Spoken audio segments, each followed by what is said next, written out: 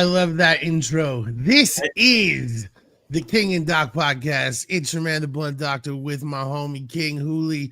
Hooli, what is going on Tuesday? Man, happy Tuesday, everybody out there watching. I'm happy to be back. It's Tuesday. You know what that means. It's the King and the Doc. You know the vibe. You know the vibe. It's becoming the tradition at this point. I think it's completely international. I believe Trump issued an executive order about us being told we have to be shut down, but we said, fuck you, Trump.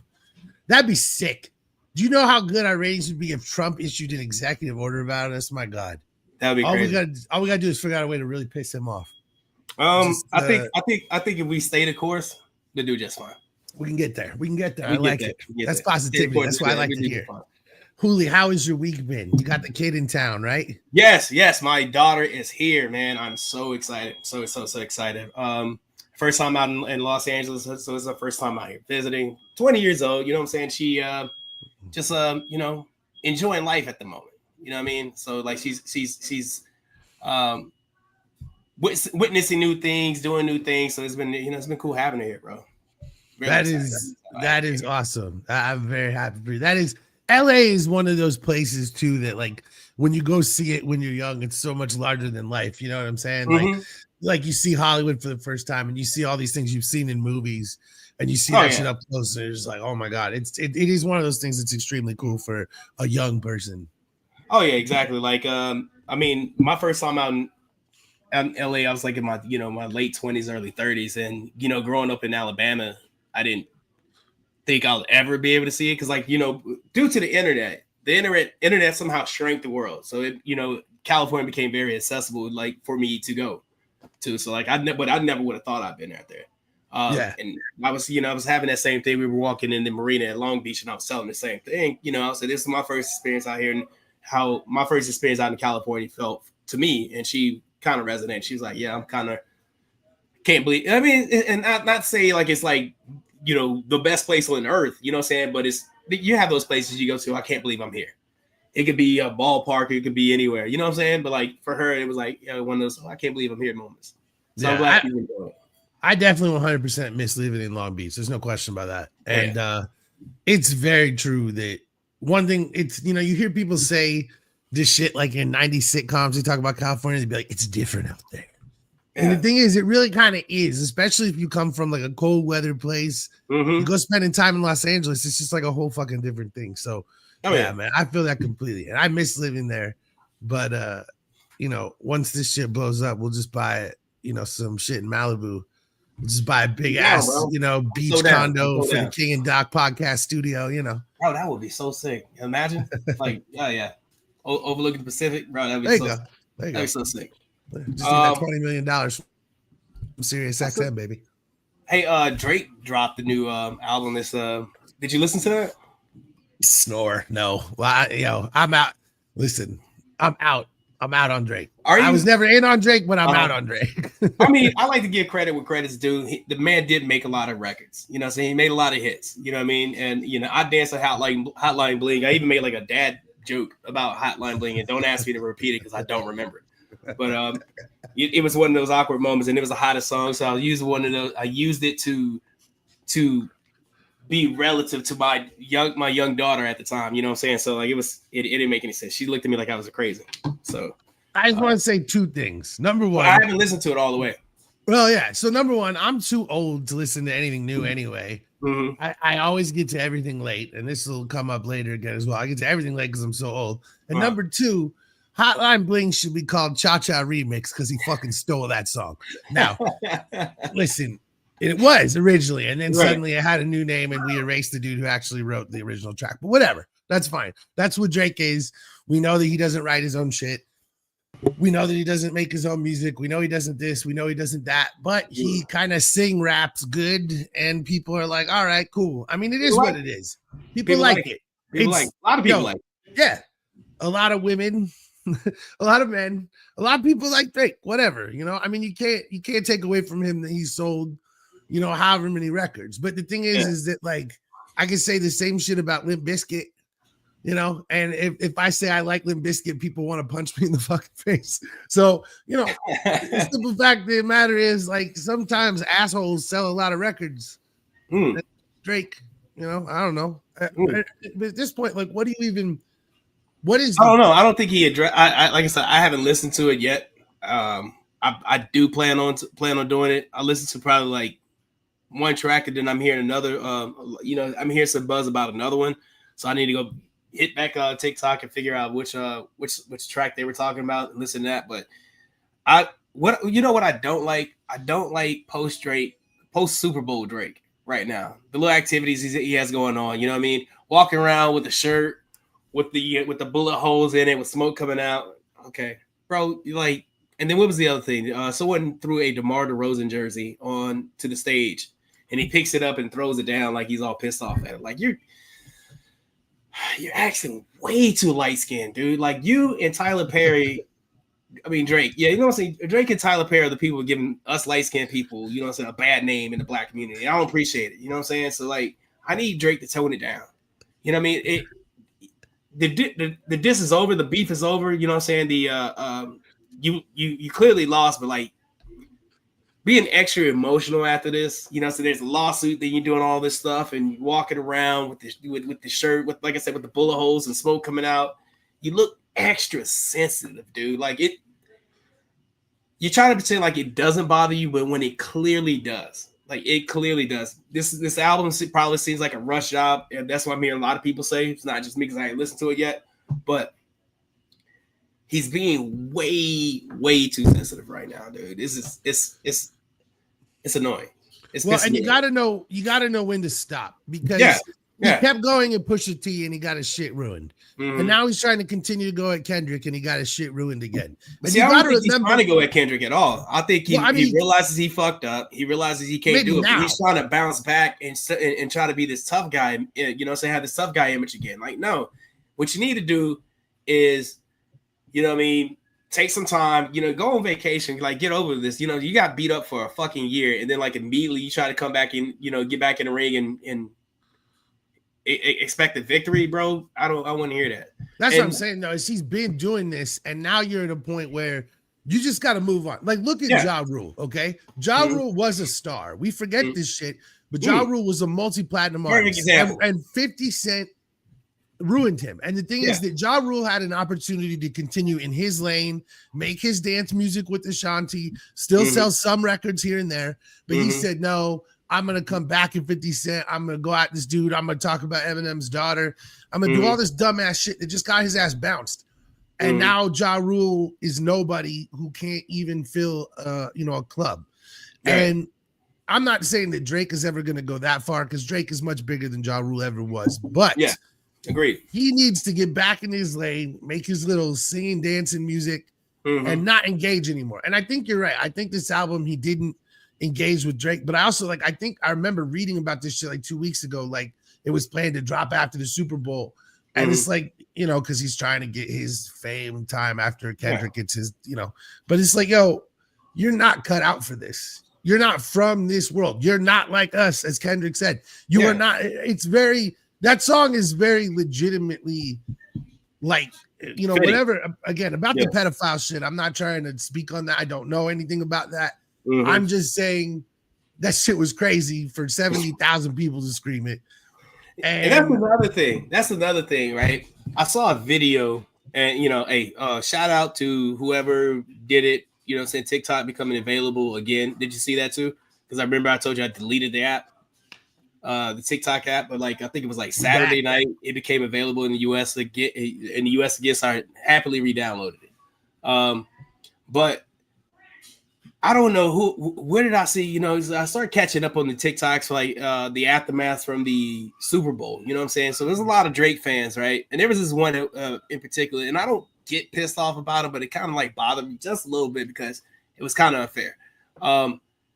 They compared the crowd noise to a Drake concert in Australia that they was going on around the same time as the Super Bowl, and Kendrick Lamar's Super Bowl halftime performance. Now, the only reason, like, I kind of felt like it was it bothered me a little bit. Like, how can you compare those two? Like, because those people in Australia paid tickets to see Drake perform, so you gotta believe they're all Drake fans, right?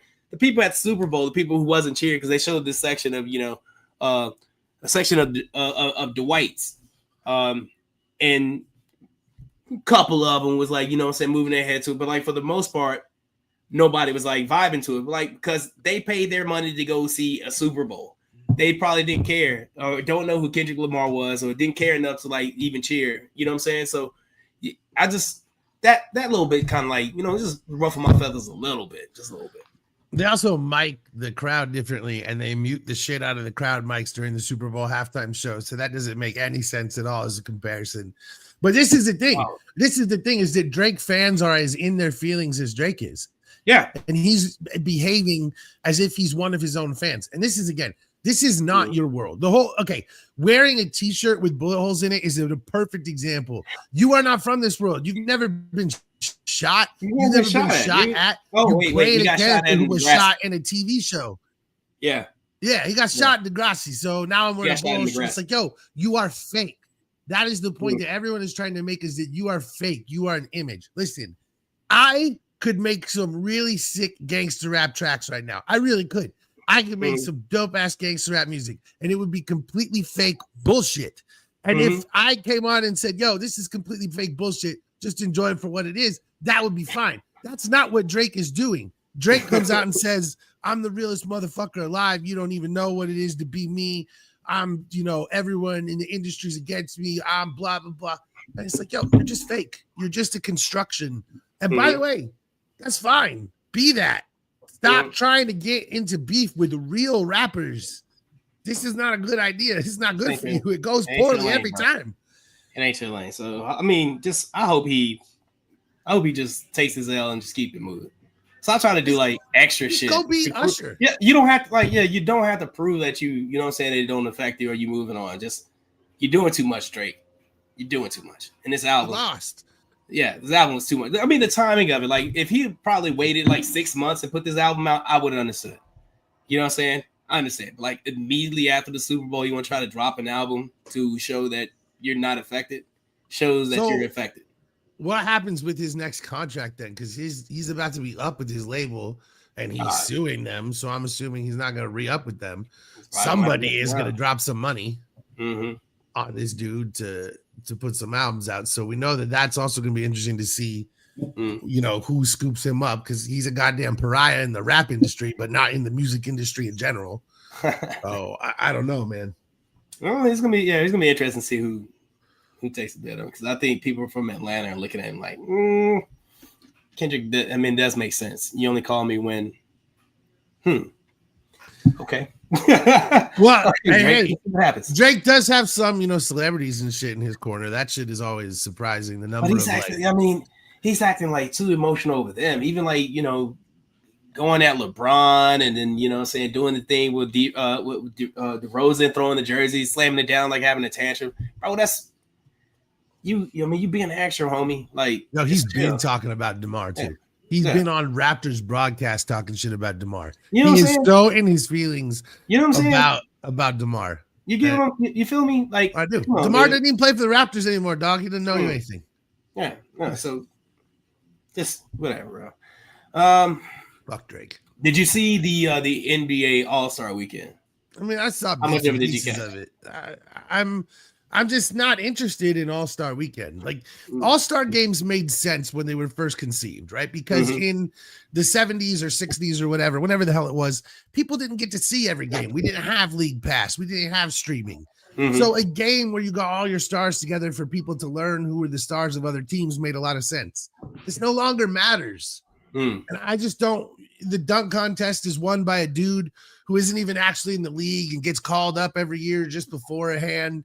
And it's like none of the superstars will participate because they're, they're scared of getting injured or scared of looking stupid like Jaylen Brown did or something. It's like, yo, what are we doing here? Like, this shit is dumb. If you can't recreate Michael Jordan and Dominique Wilkins at the dunk contest, why the fuck are you even doing this shit? Why are you even trying? Agreed. And I think it's kind of it's weird that the guy who's won three dunk contests in a row has only had like 3 actual in-game NBA dunks. I think that's kind of weird. But to his credit, Mac McClung is very exciting to watch. You know what I'm saying? So like I kind of get why they bring him up because nobody else is doing it. I think, and as much as I love LeBron, I'm a big LeBron fan. I'm not like one of those. I'm not what you would call a bronzexual, but I think he gets a lot of unfair flack thrown his way by a lot of people for unnecessary reasons. But I think he started that precedence of superstars not participating in this dunk contest, and I think yes, I can 100% blame him for that because yes. Had and people were practically begging this dude. So then you get him, and then you get another exciting dunker that comes in, Zion Williamson, who won't participate for whatever reason. John Morant's another one. Like we want to if they want to keep the interest of the fans, or even make casual fans like everyday fans, they have to. It lies on the superstars too. How can you call it All-Star Weekend and there's no fucking All-Stars there? Right. Every single dude does every single thing he can to leave. Like, they had All-Star in Utah a couple years ago. LeBron literally like showed up in the Sunday morning, like before the game, like played the first half, and at halftime was like, "We've had an amazing time here and this weekend." It's like, you've been here 4 hours, dog. And then he left. And they just, they don't care. Yeah, they don't treat it like they used to treat. Don't do it. Like being an all-star was like an honor back in the day. Yeah. And here's the thing. You know what? If you just want to take a week off in the middle of the season and just give these dudes honors, that's fine. But this is a fucking farce at this point. Why are we doing this? Like, All-Star Weekend is completely pointless. I remember when I was a kid, one of my best memories in my life is my mother took me out of school in the middle of the day, and she took me to All-Star Week here in Phoenix. Oh, and wow. They had like these, like, they had like 3-on-3 games going on. They had like all these displays. They had like Shaq's shoe, which is like a size 22. They had all these crazy things. And I just got to spend the whole day wrapped in NBA lore. It was awesome. And it is the exact opposite of what goes on now, because now it is just the whole week is whatever dudes we can get to film TikTok videos, and there's so much less fan service, and it's so much more about, what dudes can we get to the game who are not drunk. It's just, it's a complete waste of everybody's time. I have no reason. I cannot give you one reason why we still have All-Star games. It is pointless. I don't get it either. It is just take a week off. Take a week off. Do an award show. Do an All-Star award show where you do one night and you announce the All-Stars and you have a fun, everybody plays around with it for a little bit, and then they go on vacation. just stop doing this, because it's just a farce. No one watches it. No one cares. You're spending a bunch of money to do nothing. I think that cities like it because I think cities make a bunch of money. Yeah, when, when a bunch of people descend and book all the hotel rooms and all these things. Yeah. It's good for the economy for certain. Yeah. But at a certain point, it's like, write it into their contracts. If you are voted an All-Star, you will attend All-Star Weekend. Like put it in the contracts. Like, that'd be cool. That'd be something to do. I think a lot of it is, you can say that you can't play the dunk contest because you might get injured, but you can play 82 games. That's stupid. That's weird. I don't think it has anyone gotten injured during the dunk contest to even make that a thing. No, it's just something that what I'm saying. See, that's crazy. Another thing they're trying to do, because they're probably gonna do away with the whole thing because they keep changing the formats up. They changed it again to where it's like a mini tournament, 4v4. They incorporated the I found this on the web for mini tournament. Shut up, Siri. Siri makes her first appearance on the King and Dak podcast. They better not try to charge us for that. So that's not. we don't pay for any appearances just yet. What was I saying? Oh, well, they changed up the format again. Now it's like a 4-game mini tournament. Yeah, and I think they had like someone who, like the All-Stars from the G League comprised of one team, and I think Chuck, Shaq, and Eddie Johnson or Charles Barkley, one of the others. They they had they picked their teams. So like you had a team full of like the old school guys, then you had a team full of like, you know what I'm saying, like I guess you would call them veterans, and then you had a team of like young like the young guys coming up. The only format I have liked in the last few years was when they did the Elam ending, which is what they use in the basketball tournament, TBT. The Elam ending is you reach a certain point. It's like with 4 minutes left in the game, the clock is turned off. You add 20 points to the leading team score, and whoever gets to that number first wins. So if it's 85-80, the first team that gets to 105 wins. There's no clock. So time no longer matters. So you can't play the free throw game. You have to play defense. The Elam ending is the best thing the NBA could possibly adopt to get people to watch the game more, and yet they won't do it. Obviously, they'll never make that change. But the All-Star game that had it was incredibly entertaining because dudes were playing defense at the end. LeBron tried to win the game on a 40-foot three. Like James Harden was playing hard defense on Giannis after Giannis like talked shit about him. Like it was really fucking entertaining. And I enjoyed watching that game. And that's what they need. And they need it in regular NBA games because I'm sick of everything turning into a goddamn free throw contest. Or they probably go test it, man. I think it was fantastic doing that. It could be along the lines of like the reason for the NBA Cup, that type of stuff too, because that's trying to draw. You know, it's drawing viewership. You haven't put out a better product where people are actually hustling and not. You know what I'm saying? Well, I gotta play 82 games, so let me take it easy in these games. You know, we're playing the Pistons, so you know what I mean. I'll take a game off, but you want your people to go out there. These people are paying their hard-earned money, and it's kind of like what Kobe said. You know, that's why he played hard every game, because he didn't do it for the people that were in the front. He was doing the people in the nosebleeds who bust their ass for the $81 tickets to sit way up there in the nosebleeds to come out there and perform. So he wasn't the big, load management guy. But a lot of these kids, I don't know what's going on with this generation. I guess I sound like an old man now, but this load management crap is crazy. I mean, you don't want to play basketball. That's fine. Like, and once I kind of get it a little bit from one point of view, I guess, like from a businesses, like these guys are not just athletes; they're also investments. So if I pay you $200 million, and to play basketball for me, of course I expect some type of success at the end, right? So. Yeah, you might not have to play so hard against Detroit. See the Detroits and the Orlando Magics and those lesser teams. Like, just make sure we get to where we got to get to put us in a chance to win a championship. So I kind of get it from that aspect, but like you screwing. I mean, you're messing the product up by doing it that way. Protecting your investment, I guess. And it creates these situations like Joel Embiid has never played in Denver. Because like every single time he goes there, he's always a last minute scratch. And I think, they say it has something to do with knee swelling at high altitudes or some shit. I don't know. But the point is, like, you go early.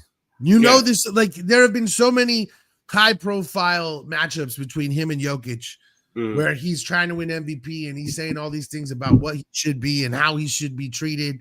And he doesn't even show up to the fucking game. And, listen, some of the young dudes in the older generation ruined their fucking legs because they played through injuries that they shouldn't have. So I'm not trying to tell dudes to play. I'm not, it definitely is the weed. I'm not trying to tell dudes to play through injuries.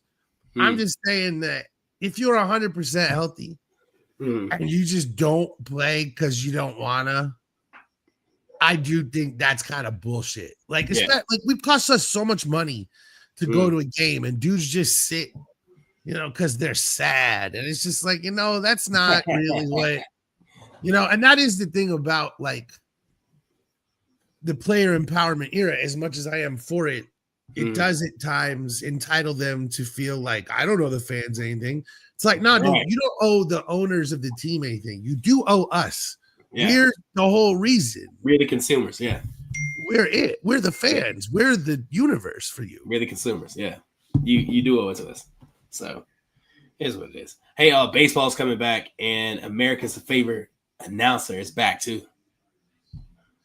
Joe Buck. Joe Buck is back. A lot of people, I don't get why people hate Joe Buck. I like Joe Buck. I mean, the dude, he wins awards, right? So obviously he's good at what he does.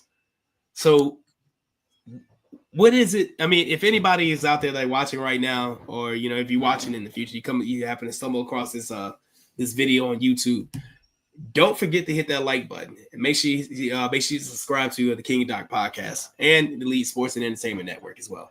Make sure you subscribe to both of those, okay? But if you come across this, make sure you comment. Another thing, comment why you don't like Joe Buck if you don't like Joe Buck. I don't get why people just don't like him. You? I think that it's one of those things where people just irrationally hate whatever it is they can. And, you hear an announcer every week. You hear him say something you don't like about your team. Now you hate him. Now you think every single thing he says is stupid.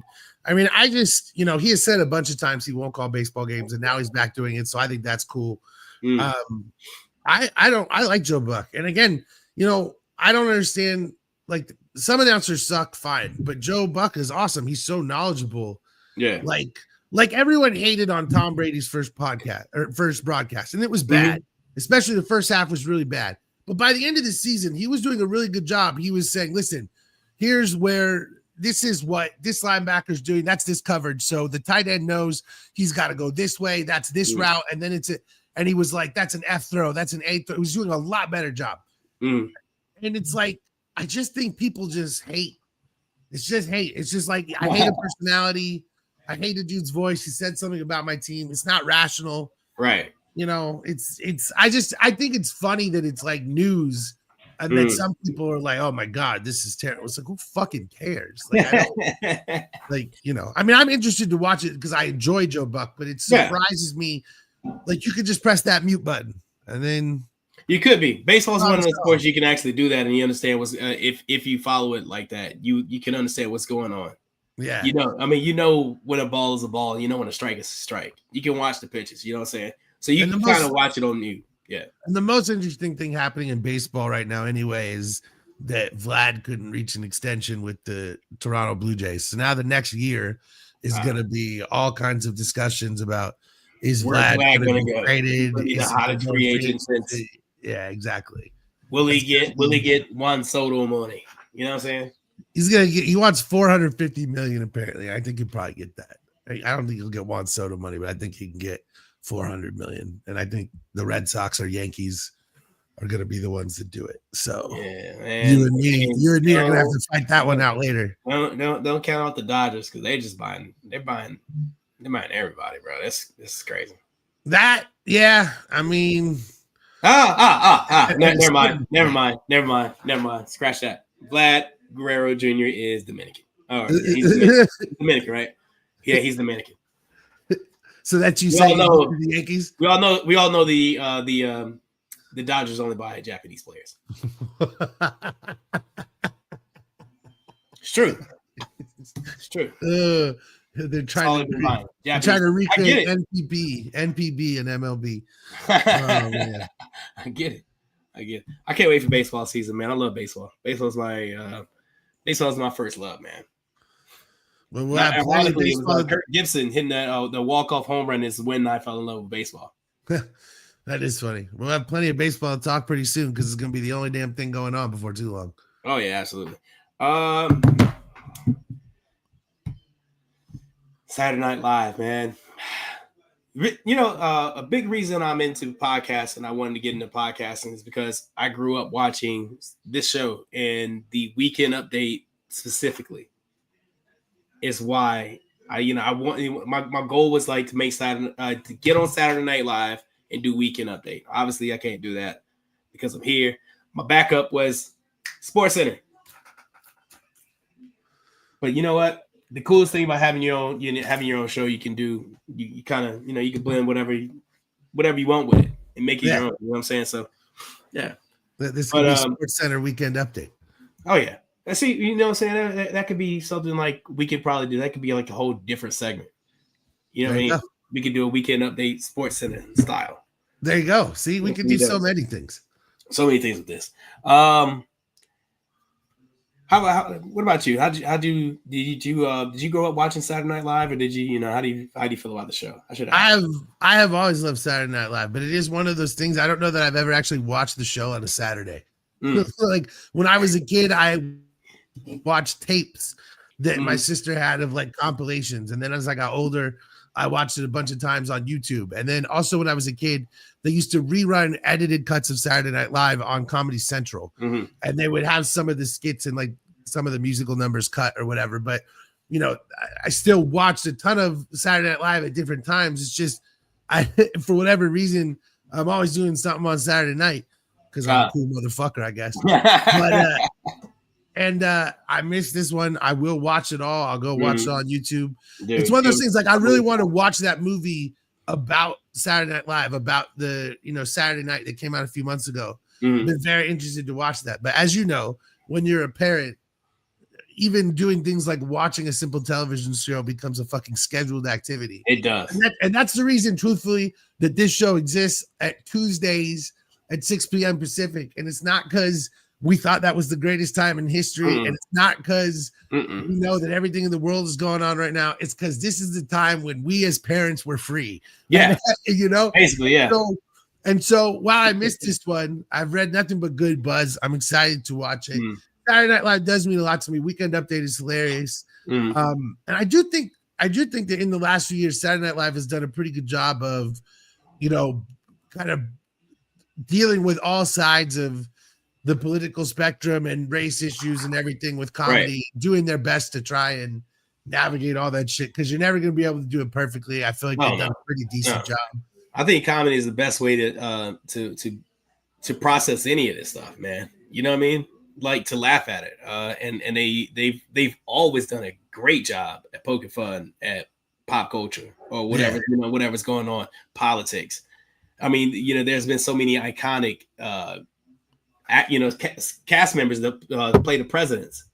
You know what I'm saying? So like it's always been dope, man. Saturday Night Live I love that show, man. Like I said, I grew up watching like from long time ago. I can remember watching shows with Chevy Chase, with Chevy Chase and Dan Aykroyd, and even some of the episodes where Damon Wayans was a writer on the show. Yeah. So like, I've been watching a long time. And the thing is, it was ahead of its time. There is quite a bit of there's an episode from like 1976 when Chevy Chase is playing Gerald Ford. And one of the jokes in it is that it's a very like they do this whole long list of bills and and his response, she's like, I'm doing a horrible job of telling the story. The point is Saturday Night Live has always been ahead of its time. From the 70s, from the 80s and on. And now, sure. Every now and then they do something that's stupid as fuck, but for the most part, the number of insanely good comedians that have come up through there, man. And so, of course, you got Eddie Murphy, Chevy Chase, Dan Aykroyd, Bill Murray. You know what I'm saying? You still got Adam Sandler, the late great Chris Farley, Phil Hartman. Was it Norm Macdonald? You know what I'm saying? So you had all those iconic names. R.I.P. to Farley as well. Yeah, we got so many people. And even now, like, just the number of people who are currently famous, I Think You Should Leave. Tim Robinson was on Saturday Night Live. There's so many people who are just writers that went, John Mulaney was a writer on Saturday Night Live. Like so many dudes went on to, great fame. And did you watch Kenan and Kel and all that? When you were it was a little bit. You were a little bit too old for that. Probably, it was a little bit after that. You know what I'm saying? It's like because I think they came on like Saturday nights and shit like that. So like when going into like that year, maybe I did watch Kenan and Kel and a little bit of all of that, but then I started going, start hanging out with girls and stuff like that. Like my Saturday nights were kind of my Saturday nights. I didn't want to talk to Kenan and Kel. There you go. Yeah, for real.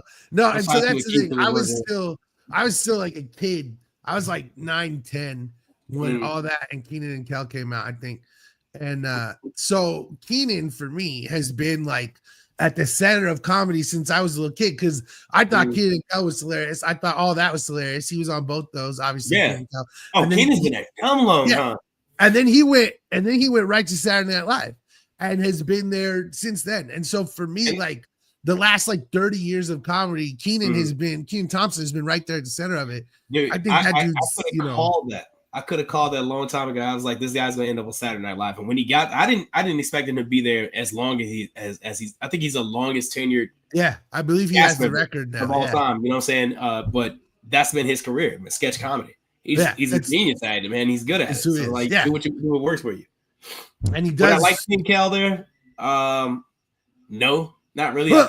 I thought Kenan was like the. I thought Kenan was the funnier of the two. Kel's overacting was just too much for me. Kel loves orange soda. So my thing is that I fucking loved orange soda. So I did love Kel because I drank so much orange soda at the time that my friends and I would always be like, Peter loves orange soda but dude, yeah.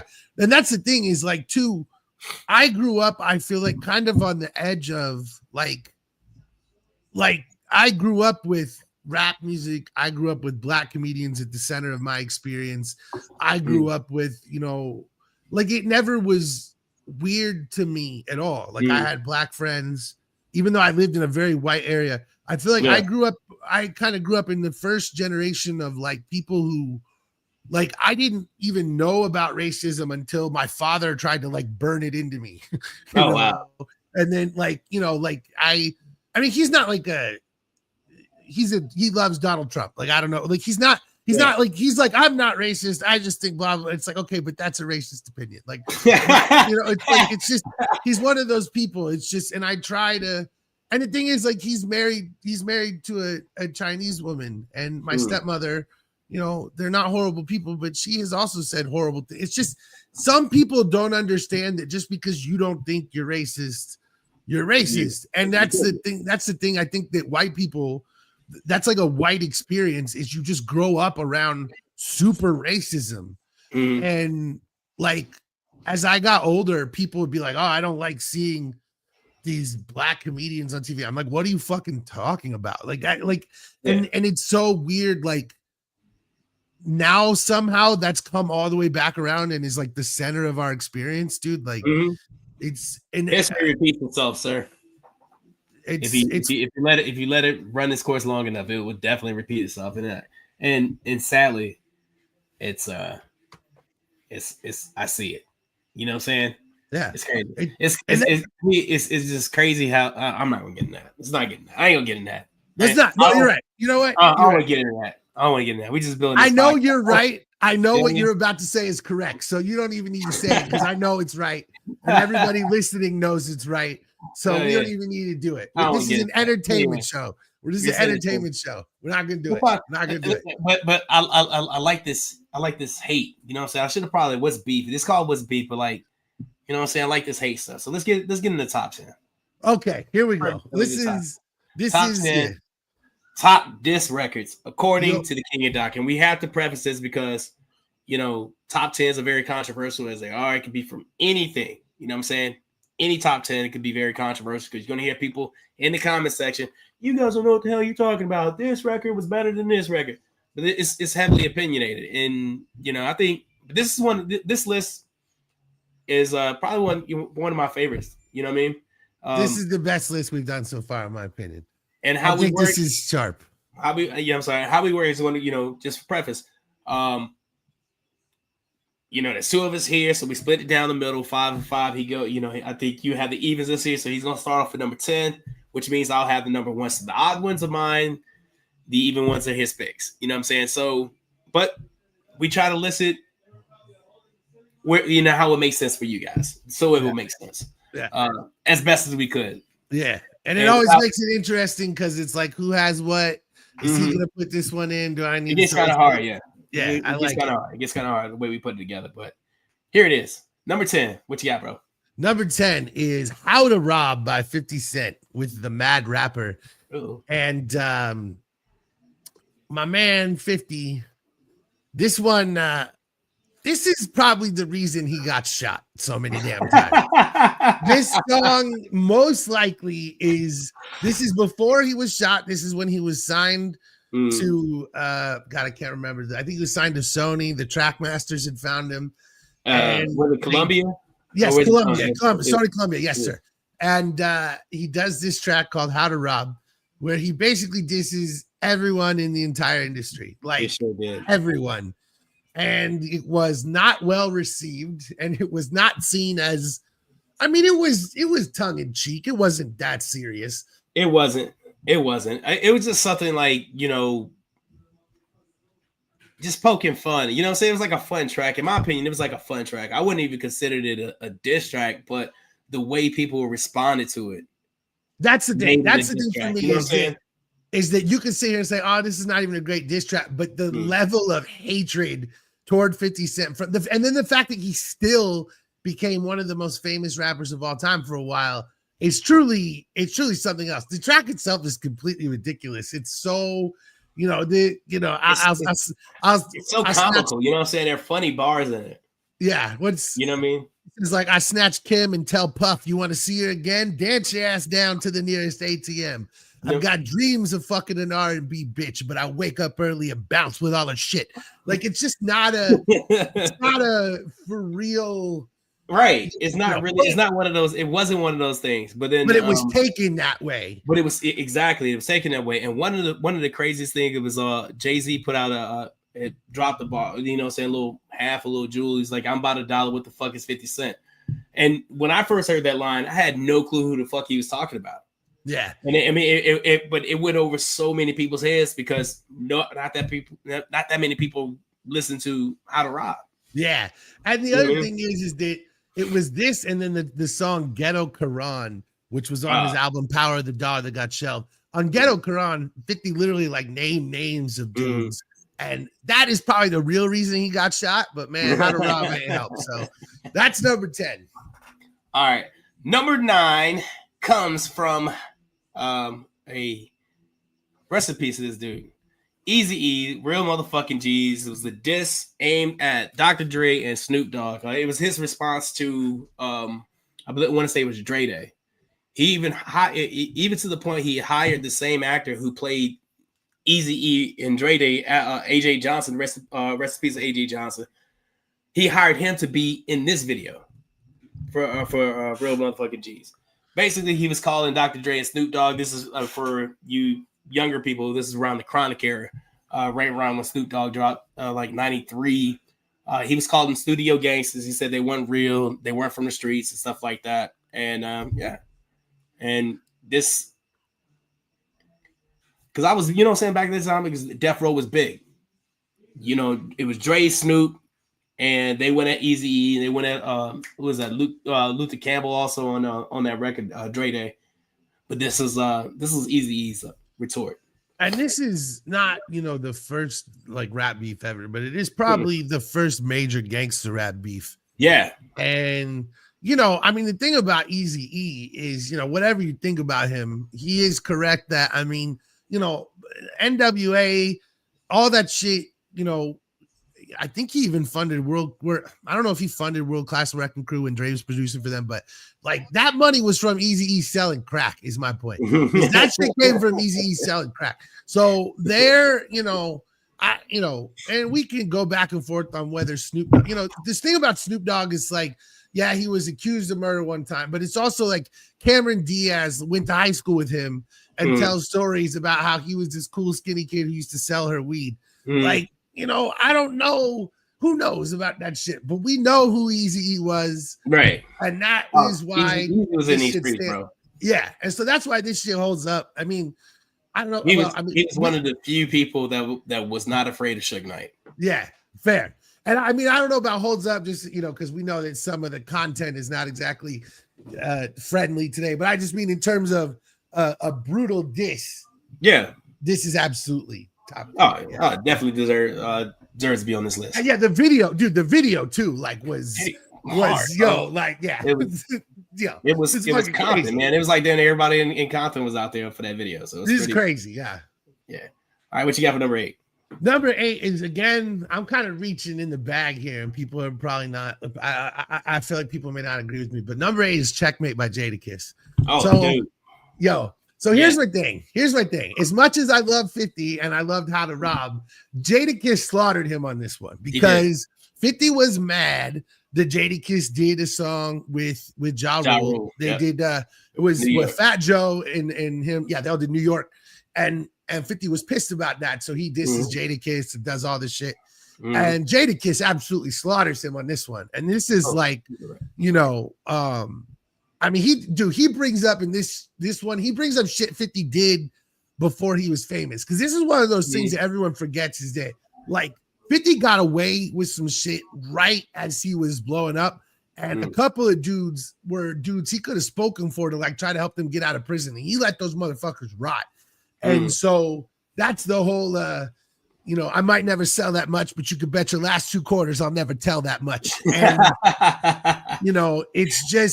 it's just one of those things. Like, this entire track is just littered with vicious disses. I don't think 50 said anything to Jadakiss again after this. No, he did not. He let that shit go because he didn't want it. He did not want it. One of the most memorable I can't remember the whole thing. You probably do.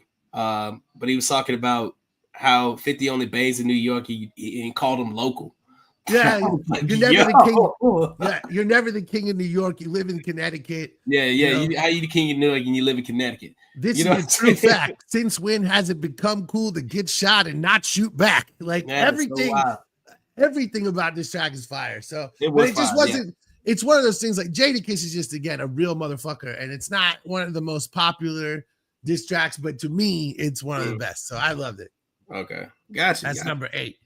Number 7 for me, bro, is we talk about digging in the crates. I dug in the crates. Probably we talked about, like, I think this is if not maybe one of the first diss records ever.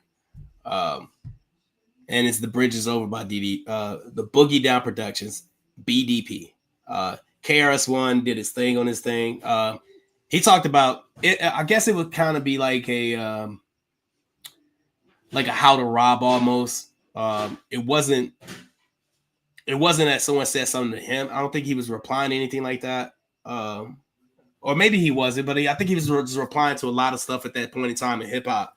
He talked about Queens. He talked about boroughs, bro. It wasn't just aimed at one particular artist. He name dropped a lot of artists, but he was talking about boroughs, and he was just saying that the Bronx created hip hop. You know what I'm saying? And people were acting like they forgot that. Yeah. You know what I'm saying? What's funny too is there's a Nas song called Destroy and Rebuild, which is like he references this track. And because he didn't make this list, honorable mention, but he's dissing some of his former dudes, and he's referencing this track as well, because this, again, like you said, this is so influential in I think you might be right. Like, this could be, I mean, again, I don't know what the first diss track ever is, but this is one of the first like rap beef diss tracks that ever came about. And like you said, I mean, KRS-One, I mean, he killed it. And sometimes, like, I'll just be like vibing on like satellite radio or whatever, and KRS-One will come on, and I'm like, fuck, but not how good. I forget. I forget because you just sometimes, how people be like, oh, I forgot that dude was a bucket, Yeah. And it's the same thing with KRS-One. I'm like, oh my god, dude, I forget how much this dude slaughters every track. Like, I mean, for real, this is another great choice. All right, what you got for number 6? Number 6 is Nail in the Coffin by Eminem. This is, again, because who knows Benzino, right? Nobody really knows who Benzino is. Benzino is the publisher of the Source Magazine. The Source Magazine, yeah. And it's so funny because all over the years he talks shit about the Source and Double XL back and forth. But anyway, Benzino is the dude who ran the Source Magazine, wanted very badly to be a rapper, could not make it as a rapper, and tried to cut his bones essentially by dissing Eminem a bunch of times because Eminem wouldn't do, features for the Source and all these things. And so Eminem just absolutely buried this motherfucker. Nail in the Coffin is very correct. This one, you know, again, this is such a, you know, Jesus Christ, if you're that much of a gangster, put the mic down. You should be out killing motherfuckers right now. Just go ahead, slap my mom, slap the fuck out of her. She can't sue you. She wouldn't get a buck out of here because you're broke as fuck. You suck. You're a fucking joke. If you was really selling coke, well, then what the fuck you stop for, dummy? If you snooze some crack, you make a lot more money than you do from rap. So the point is, he just lost his shit on this dude, as deservedly so. Because again, Benzino's another one of those dudes who like talk shit about Eminem's daughter. And I don't understand what it is with rappers that they like want to specifically talk about this one girl. And you know, we have learned from Eminem, from Pusha T, from all these dudes. You do not speak on my family. And there's another rapper who has done that, but we'll get there in a minute. But oh my God. We'll get there in a minute. Yeah, we'll probably get there. We'll get there. But so this is just absolute. And you know, Benzino was erased from the records of history. He doesn't even exist anymore. It's like I don't remember. He never existed. You know what? I saw him on Love and Hip Hop, and I was like, "Who the fuck is this dude?" And it was like Benzino. And the first thing that popped in my head wasn't this that he dissed Eminem. It was saying this. So I was like, "Man, when are you part of Made Men, right? He's from Boston. Didn't they stab Paul Pierce in the face?" Right? Is that is that the same group? I believe so. Oh the most famous thing Benzino will ever do is be associated with the dude who stabbed Paul Pierce in the face. Yeah, and Paul Pierce stayed in Boston. Your rap career was bodied by Eminem in this track right here. It was over. It was done. Right. 1 3-minute song and it was over forever. That's number 6. All right, number 5. Classic, and it comes from the man Ice Cube right there. No Vaseline, diss towards NWA. Was shortly after he left their group.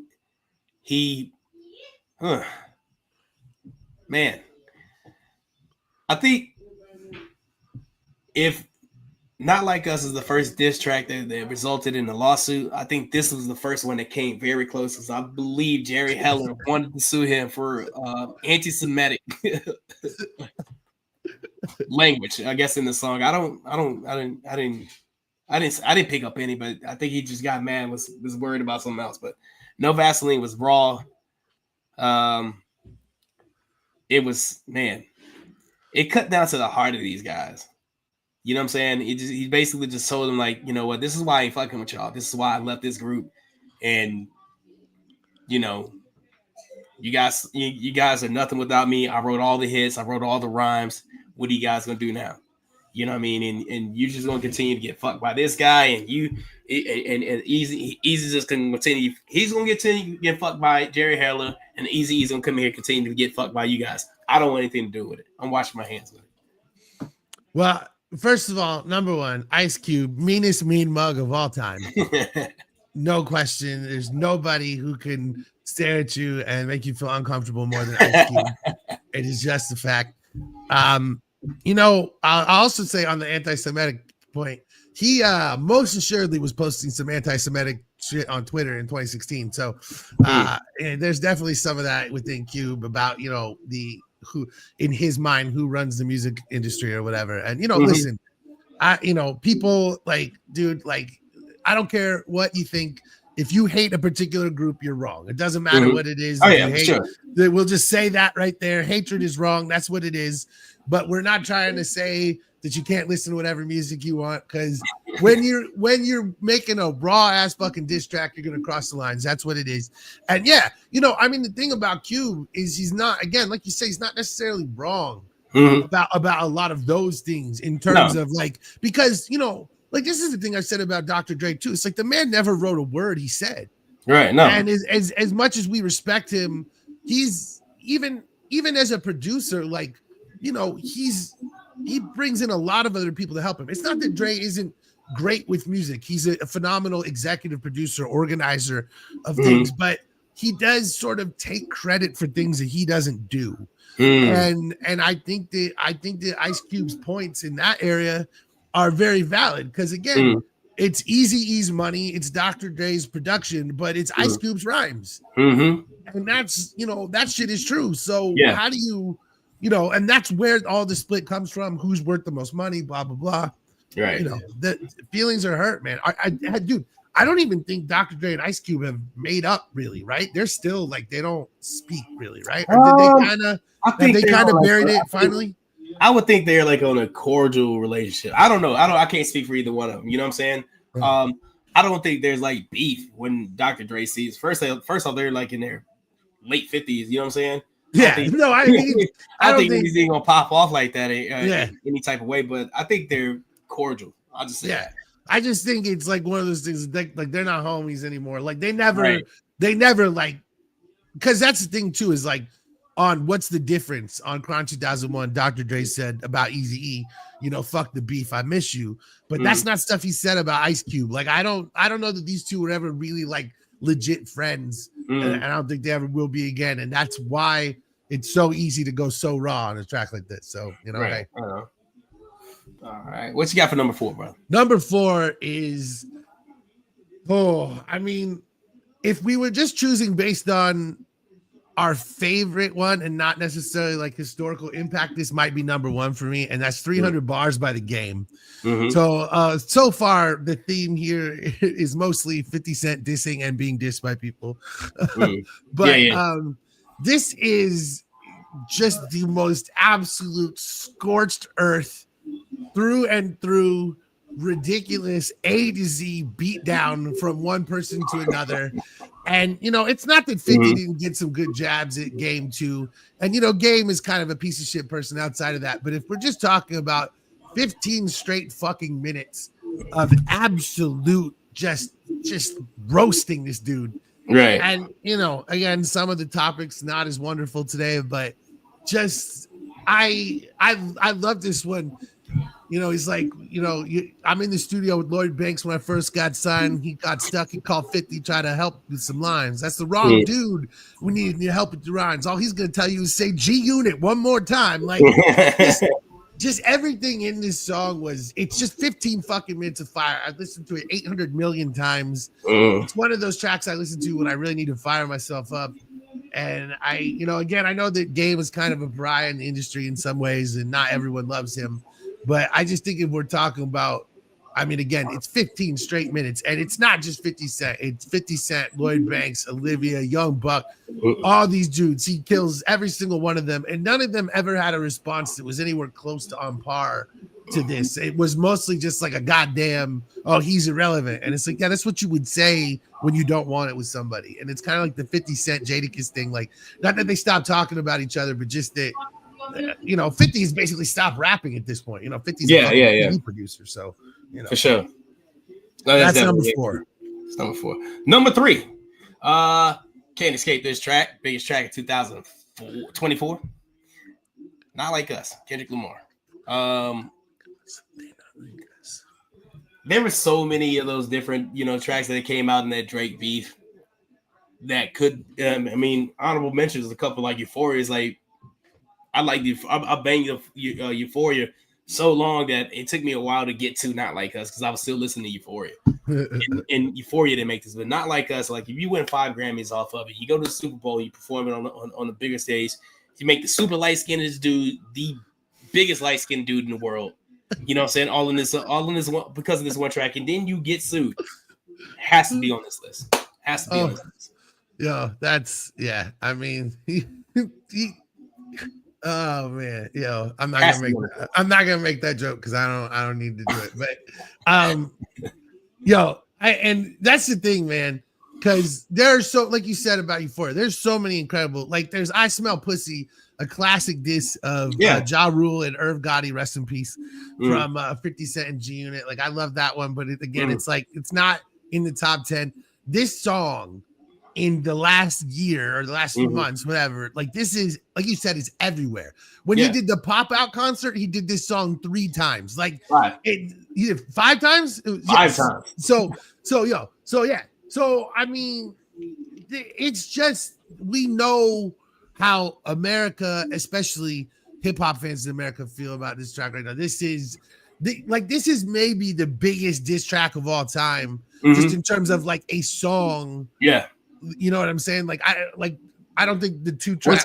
What's crazy is it has its lulls. You know what I'm saying? When people will stop listening to it, then something else will pop up, and then it will go back up. You know, shoot back up to like the number one stream song in the country. Or that's the thing. Is like, the world, but it's not just a memorable diss track, but it's also a number one song. It is, and that and if it was in any other era, it may be number one on this list. But the two tracks we have ahead of it are just kind of era or entire genre defining. You got it. Yeah, you got it. Yeah. We don't want you. Yeah. These next two tracks, we don't want you guys getting mad at us.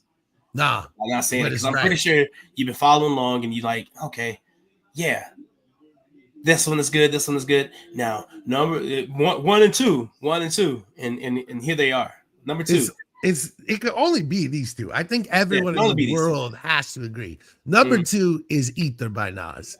And listen, I'm going to start with the defining argument.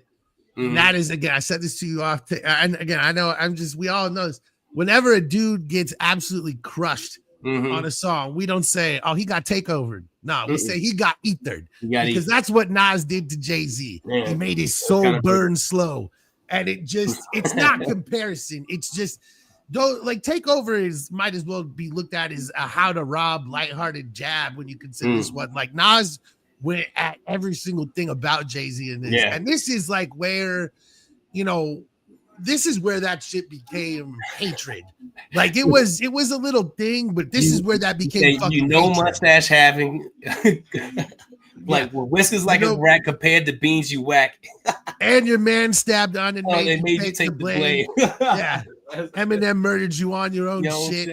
Yeah. Like just everything about it is just, it's just better. Niggas, ask Russell Simmons. Yeah. He went there in every single way.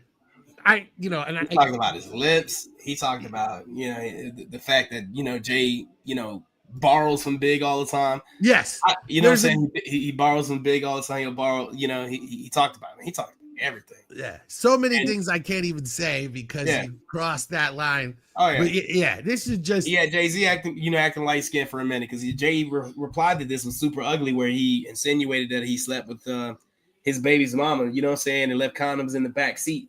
Super ugly. It's still one of them good diss tracks. Don't get me wrong, you know what I'm saying? Just didn't make this list, but it came from a space where Jay-Z was like, man, his mom had to. Yeah.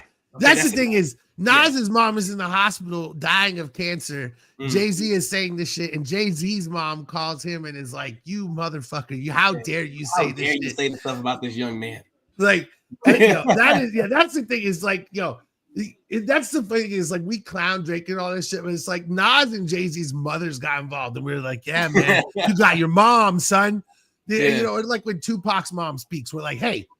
Listen to Fendi Shakur. Shut the fuck up. You know what I'm saying? Like, like we listen to rap mothers. So this is just one of the all-time greats. And everyone knows it. So, but there's one. There's one. There's only one left. And let me bring it in. I ain't got no mother. That's why I fucked your bitch, you fat motherfucker. West Side Bad Boy Killers. Let me turn it off before we get sued. But you cannot talk about this diss track, the number one diss track, which is "Hit 'Em Up" by Tupac, aimed at Bad Boy as a staff of record label and his motherfucking crew. And if you down with Bad Boy, then fuck you too. Chino XL, fuck you too. Fuck you too. All you motherfuckers die slow. My full make sure all your kids won't grow. You don't want to be as a CS. West Side till I die. This is when you're mad. Part, this is the one. But aside from him snapping at the end and just like all you motherfuckers die slow, my make all your kids don't grow. For him doing all that, but it wasn't just the way it started. Very personal. Tupac coming off of being shot, thinking coming out of prison, thinking Biggie and Puff Daddy had something to do with it because they was there that night, and it was their people from Brooklyn that it's the biggest people from Brooklyn that did it. A lot of emotions, man. A lot of emotions in this track. He talked about a lot of stuff. Fucking Faith Evans. Then he had some other people. He he had some other people listen to. I didn't listen to them. I don't remember anything they said. I'm from NEW Jersey where plenty murders occur. Yeah. And I was like, that's the one thing that kills me is this whole track is about how we hate the East Coast, and then dude says, I'm from NEW, Jersey. Like, yeah, I think we hate that place. I'm pretty sure. Yeah. I don't know why you would say no. We hate New York. Oh, okay. Oh, you from Jersey? Same difference, but all right. The thing about this song is I don't know what's better, is the actual song or the fucking 2.5-minute rant at the end. My boss at GoDaddy used to always turn this off at the end because I was like, why are you turning it off? He's like, you're about to do the rant. And I was like, I'm not gonna say anything that I can't say. I'll bleep myself, don't worry. Yeah. But hey, this is, I mean, yeah, well, hey, it's worth it, man. Tupac this is the best diss track of all time. There's nothing that has ever come close. This is like when you're angry, you play this song and you think about the person you hate and you hit them up. No, it's the best. It just is. Like fucking 30 years later, this is still the best diss track ever. And Kendrick is a pure West Coast guy. He is from that world, and I mean, Not Like Us is a better song. Yeah. You know what I'm saying? It's a better song than Hit 'Em Up. Like if man, I can listen to Not Like Us. I can listen to Not Like Us, and I guess I don't know up until the point where he calls out Drake. Say Drake. Up to the point where he calls out Drake and not know it's a diss track. Or aimed at someone specifically, but this one starts off. That's why I fuck you. You're a bitch, you fat motherfucker. And at that point in time, there was only one fat motherfucking music. Everyone knew he was talking to, and that was the late great Notorious B.I.G. man. And that's the thing, man. It's just like I actually love the beat to Hit 'Em Up. Like it's kind of funny for a diss track because it's like so goddamn funky and upbeat. Yeah, and it's like it's like a little bit of like funk guitar, and it's not necessarily what you would think of for a diss track, but it goes perfectly. And I fucking grab your glass when you see Tupac. Yeah, call the cops when you see it's just you cannot help but fucking lose your shit when you hear that. So it's just, I'm telling you, it's just 5 shots could drop me. I took it and smiled. Like everything about this, it's just the hardest shit ever. So. I hope when we made this list and I put Ether at 2, I was like, he's gonna put Hit 'Em Up at 1. He's gonna put Hit 'Em Up at 1. It's gotta be Hit 'Em Up. Yeah. If you put Ether at 2, it's like, so you know what? If you had put Hit 'Em Up at 2, I definitely would put Ether at 1. What would you have done if I had put Hit 'Em Up at like 10? And I was like, this is a solid. Like, wait a minute, I gotta think of like 9 other songs. You're harder fired. Than this one? You're fired. You're fired, man. This is the end of the King and Doc podcast. This is the King and someone else podcast now. You're fired. Ironically, this is the end of this particular King and Doc podcast, man. You got any final like shout outs you want to give? Shout out to Pusha T because there's a lot of great diss tracks that he has, and he's honestly like my favorite rapper, him and Cannabis. Second round knockout almost made it.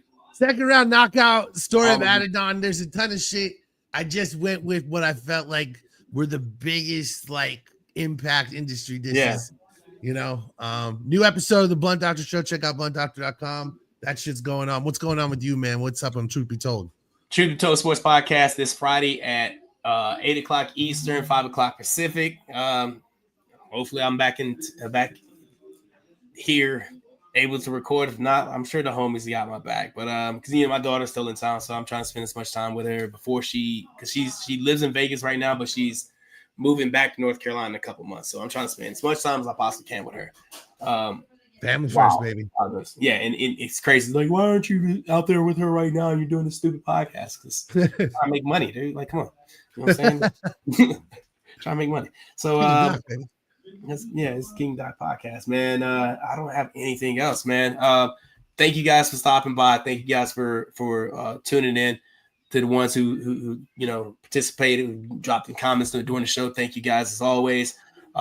Make sure you check out the Blunt Doctor Show. Make sure you come back and do the Truth Be Told Sports Podcast. Shout out to Elite Sports and Entertainment Network for giving us this platform to put this show out there for you guys. Make sure you like, share, subscribe on YouTube. We're trying to think. We want to do growth. We want to grow as big as we possibly can. Let's see, we got one more comment out there. Who was that? Treehouse. Hey man, appreciate you, my boy. You rock, bro. You rock. Treehouse Bandit. Love you, Keith. You're man, brother. That's my man, Keith. Yeah. Gotta have him on the show. Can't wait to see you. You know, so he talks about you last. So I can't wait to have you on the show. Oh yeah, it's a real fucking man crush going on between me and Keith. So. All right. Nothing wrong with that, man. Nothing wrong with that at all. And I think I don't have anything else. Maybe a guest coming soon. Little tease. Maybe, yeah, definitely a guest coming soon. Definitely a guest coming soon. Definitely we're gonna have we're gonna get some good people on here to talk some fun shit. Oh yeah. The boy Hollow Point was going to join, but hopefully he'll join pretty soon. So you know, there it is right there on your screen. Tuesday nights, 9 p.m. Eastern, 6 p.m. Pacific. Check us out there on YouTube. Make sure you do that, like, share, subscribe, and all that cool stuff like that. So I'm King Cooley. For my homie, the Blunt Doctor, we are the King of Doc Podcast. See you next week. Peace.